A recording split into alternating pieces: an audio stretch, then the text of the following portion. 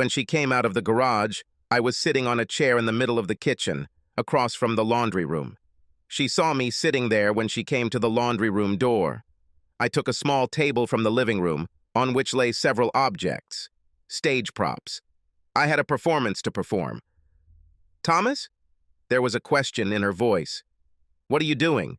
Is there something wrong?" "No, nothing happened," I said.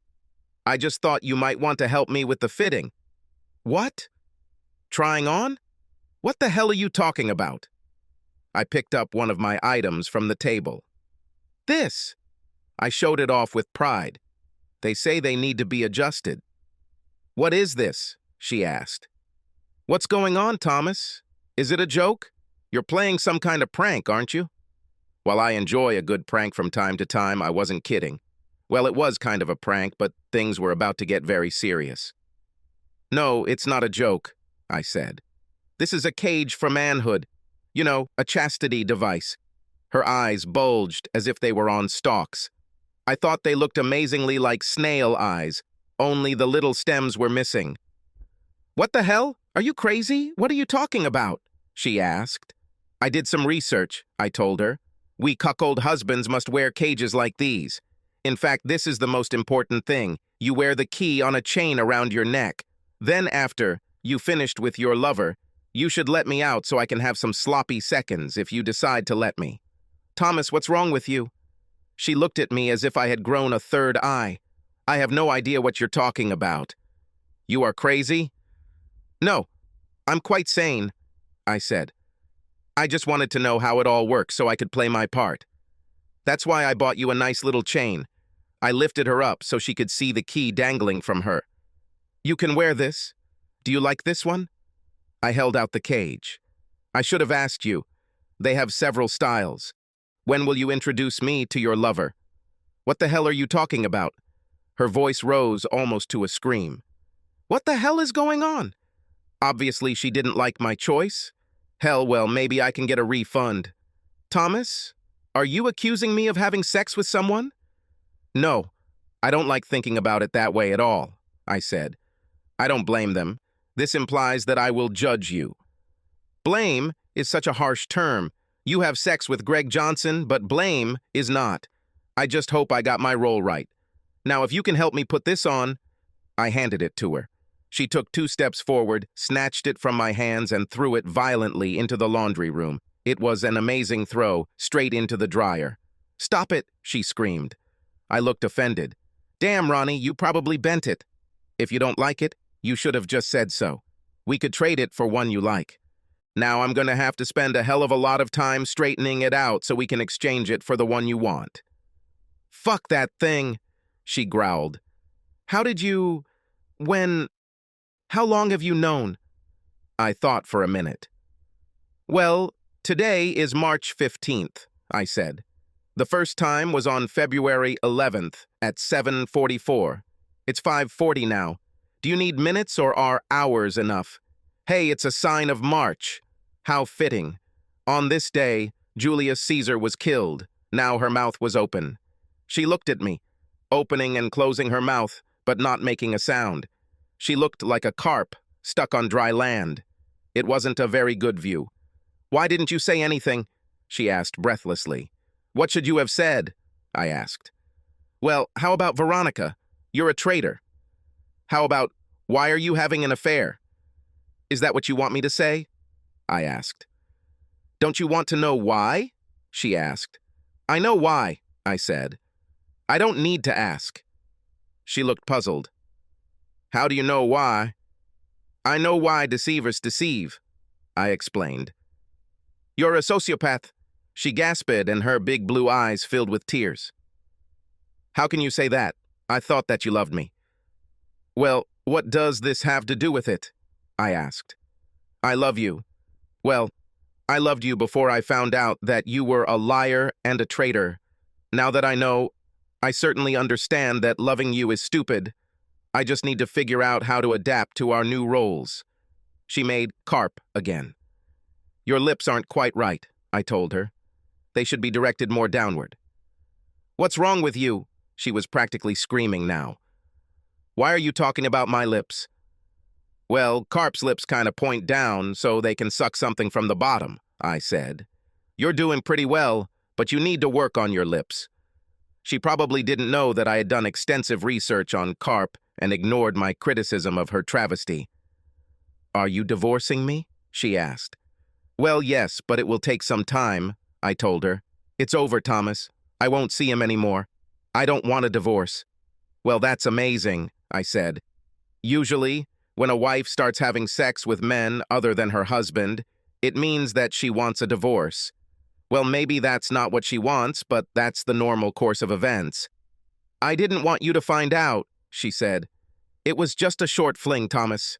It's over, and I vow that I will spend the rest of my life being the best wife you can imagine. Well, that sounds very attractive, I said. I'm afraid I'll have to refuse. Thomas, please don't do this. Now she was begging. You know I love you. It didn't mean anything, it just happened that way. I'm telling you, it's over. Well, considering you never told me it all started, I just don't know how I can believe it, I said. How are you going to convince me? She stepped forward, pressing her curvy body against me.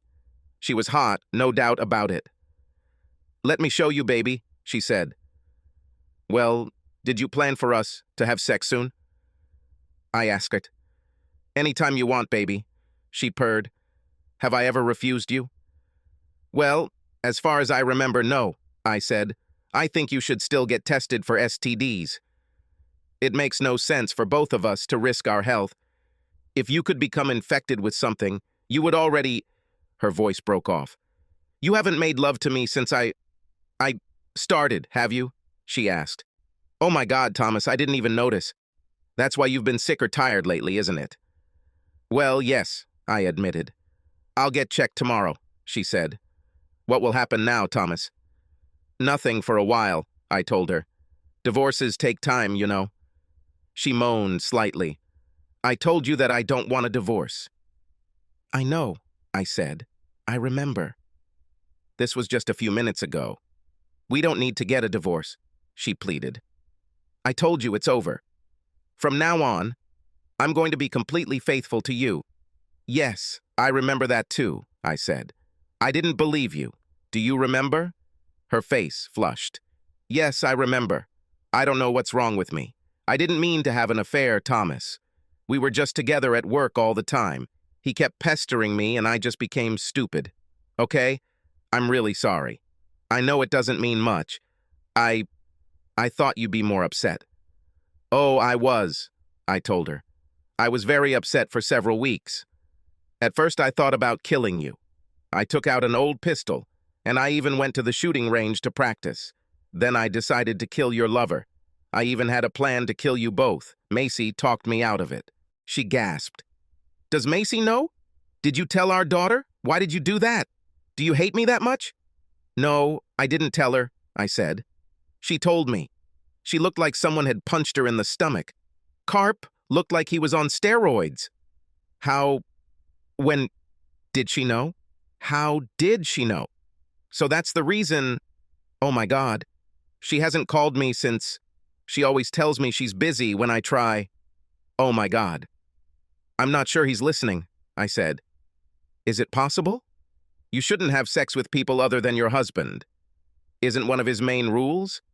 She just sat there, unmoved by my cheerful comment, with tears streaming down her cheeks. Finally, she woke up from her dreams. Thomas, what should I do now? She asked in an unhappy voice. I really have no idea, Ronnie, I said. Is there any book you could read? Maybe the site? How to explain to your daughter why you cheated? She looked at me with dull eyes. You don't have to hit me, she said. If it makes you feel better, I think you have the right. Do you enjoy hurting me now, Thomas? Well, yes, I think so, a little, I said. I wasn't cruel before. You made me this way. I'm sorry, she whispered. Can you help me now? I have no idea, I said. What do you think should happen when I find out? I didn't think you'd do this, she said. I didn't think, I just did it. Well, now that you know what your ideas are? I asked. She thought for a minute. What do you think about open marriages? she asked. I think these are divorces that haven't happened yet, I said. You are sure? She asked. I read about them in magazines and see people on TV. Yes, I'm sure, I said. I read about different things myself. By the way, would you rather be served with divorce papers here or at work? I don't want a divorce. She was shaking now. I won't give you a divorce, Thomas. I'm almost sure it's not up to you, I told her. I'm filing an application. You need to wait, I think 60 days. If you don't challenge it, then the judge will grant the divorce. I'm going to challenge this, she said. Why? I asked. You obviously don't want to be married, at least not to me. Why would you dispute this? I really want to be married, and to you, she said. Well, what about your lover? I asked.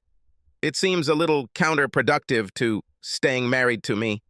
In turn, I'm not going to put up with the role of a cuckolded husband. You're not a cuckold husband or whatever you say? She seemed alarmed. Well, technically, no, I admitted. Interesting Maisie is mine? She stared at me, her mouth open. Don't even think about it, she muttered. Of course she's yours. I thought for a minute. Do you think I should do a DNA test? She looked at me as if I were some kind of creature from Mars. In fact, I had already taken a DNA test and knew Macy was mine. I just pulled her chain. That's not necessary, she said. Macy is your child. I've never been unfaithful to you, Thomas. You mean before this year? I clarified. Yeah, are we done talking about divorce, cages, and wit? Whatever it is? Well, I guess. But the question of divorce will definitely come up, I said. First of all, you never told me where you would like to be served. I think there will be a hearing or something like that. We're not getting a divorce, she said decisively. With that, she went upstairs and I heard the shower running. I went to the Angus Grill restaurant and ordered a very tasty steak. Halfway through dinner, my phone rang.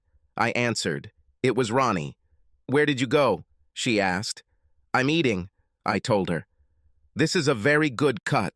They're usually tough, but this one is super tender, and you know I've always loved the taste of a good sirloin. I heard choking sounds on the phone. Why didn't you ask me if I wanted to go? Thought you might want to call your lover and tell him it's over, I said. I didn't want my presence to disturb you in case things weren't over and you wanted to have a date. I like that word, don't you? Love date has a certain pathos in it. I was going to tell him tomorrow, she said. When are you going to come back home? Bud has a darts tournament tonight, I said. I thought I'd pop over there, try it out, have a couple of beers, and be home around 9. Well, unless Alicia isn't there. If she's there, I might hang out and see what she's up to. She hissed. Why do you do it? You know that I have always been partial to her, I said. While I was married to you, I never thought about it. You're still married to me, she growled. I'll come and scratch that bitch's eyes out if you're not home by 9. I didn't doubt her for a minute. She never really cared about Alicia. When I got home, she was in the kitchen banging pots and pans. I went upstairs, took a shower, and went to bed. I get up at 5:30 for work. She came after a while, undressed, and crawled into bed, naked. She pressed her curvaceous, sexy body towards me, and I felt her hand slide down. I don't want to spoil the moment, but you should have taken the test. She sighed. You're talking nonsense, Thomas. I don't have an STD. Greg is married. He wouldn't risk bringing any unpleasant surprises home to his wife. Besides, I told you I always made him use a condom, I swear. This oath is somewhat similar to an oath. Give up everything else, I asked. I'm just asking. She hesitated for a moment. How am I supposed to show you that I'm serious if you don't want to make love to me? She asked. Well, I do not know. The next day, when I returned home, she was there, bustling around in the kitchen. I'm cooking pork chops, she called. Stuffed, as you like. Yum, sounds delicious. I went upstairs and changed, came back down, and started watching basketball. She came when she heard the TV and brought me beer and chips. Wow, this is life. We ate well, and she told me she went and got tested. The results will be available in 3 days.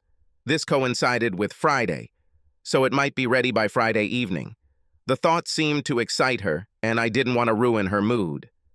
You know, Ronnie, if you have sex with your lover again, you'll have to take a new test, I said. I will not cheat on you with him or with anyone else, she shouted.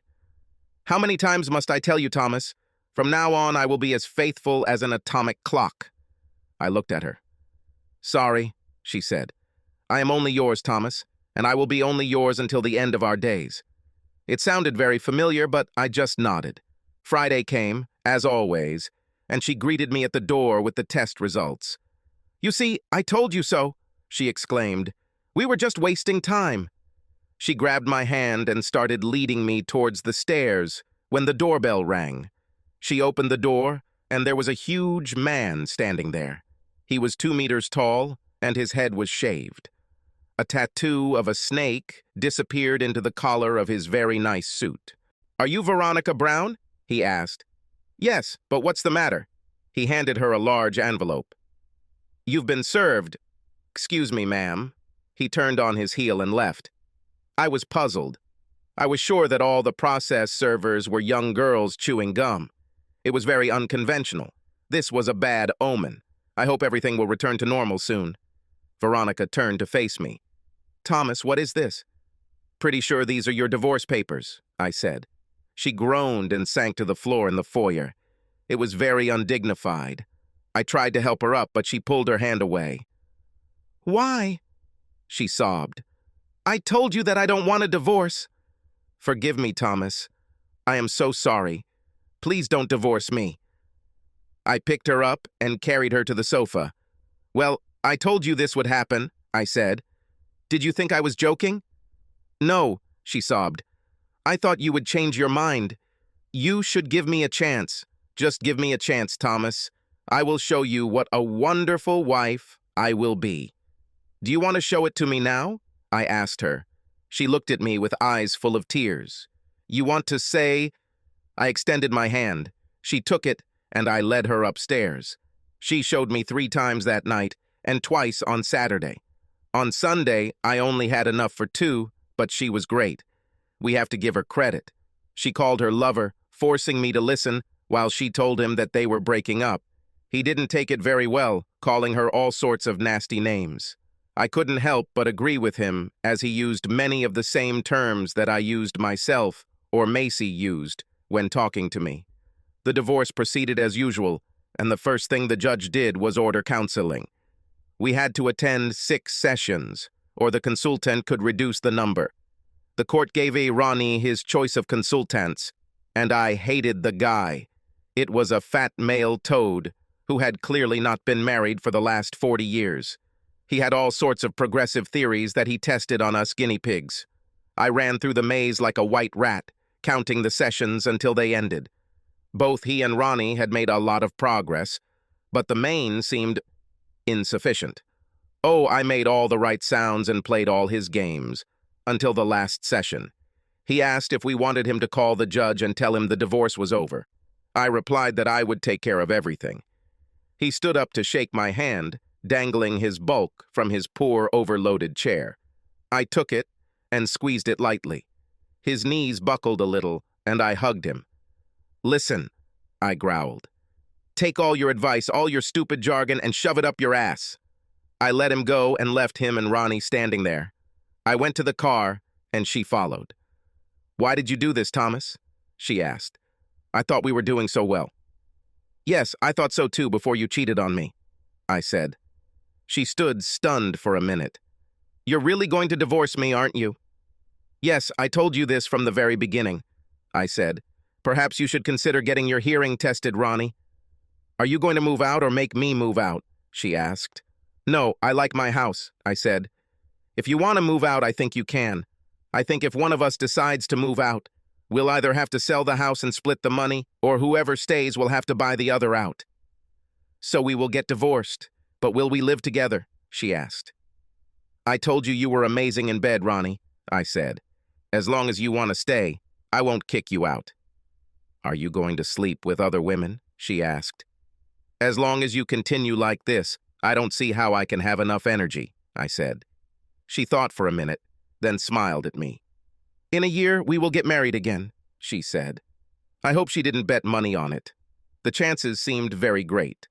Subscribe to our channel so that your second chaff doesn't cheat on you, and go ahead and listen to the next story, because this story is nothing compared to the next one. If you're under 18, don't even think about listening to the next one.